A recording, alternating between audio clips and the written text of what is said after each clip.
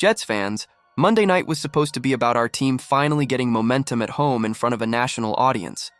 But instead, the spotlight shifted dramatically to a familiar face making an unlikely comeback, former Giants tight end Darren Waller. And let's be honest, he stole the show in a way nobody could have predicted. But before we get into it, if you're a die-hard Jets fan, make sure you're subscribed to Jetstream News. We're your go-to source for daily engaging content on all things. Help us reach our goal of 1,000 subscribers this off-season by hitting that subscribe button now. Welcome to the Jetstream News Channel, your New York Jets news channel. Here you will find fresh news, and to follow everything, don't forget to subscribe. Today, only 20.2% are subscribed to our channel. Help us by sharing so that the news reaches many more people.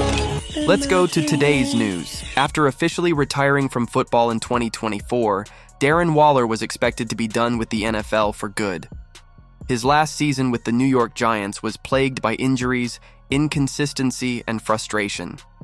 He walked away, and most of the league moved on. But this past summer, the Miami Dolphins decided to take a gamble.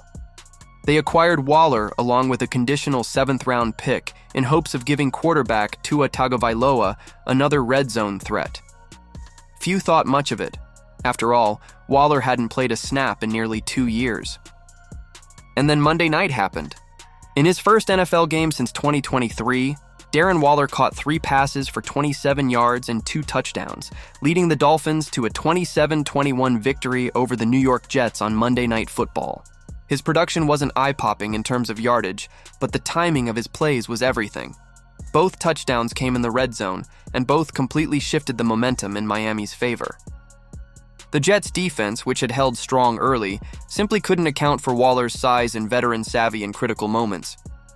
After the game, Waller made headlines again, but not just for his performance. Speaking to reporters, he used one of the wildest analogies we've heard in a long time when asked how it felt to be back. He compared the rush of scoring touchdowns to being on drugs. That's right. Waller, who has been open in the past about his battles with addiction, went all in with an analogy that was equal parts shocking and brutally honest. For some, it was uncomfortable. For others, it was a sign of just how real and transparent Waller has always been. Either way, it guaranteed that this comeback wouldn't just be remembered for the stat sheet. This isn't the first time Darren Waller has spoken candidly about struggles with substance abuse. Earlier in his career, he nearly lost his NFL future due to suspensions and time away from the game. He eventually got clean, rebuilt his career with the Las Vegas Raiders, and became one of the league's most dynamic tight ends. So when Waller said the adrenaline and excitement of returning to the end zone felt like being high, it hit differently. It wasn't just a throwaway line, it was a window into the emotional and physical rush he experienced after being away for so long. For Jets fans, this was a bitter pill to swallow.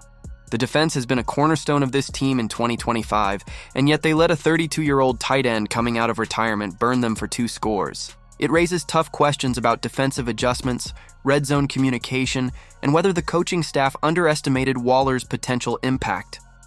Aaron Glenn and defensive coordinator Stephen Wilkes will surely be revisiting the tape because allowing Waller to dictate the game inside the 20 was a major breakdown. For Miami, this was more than just a win.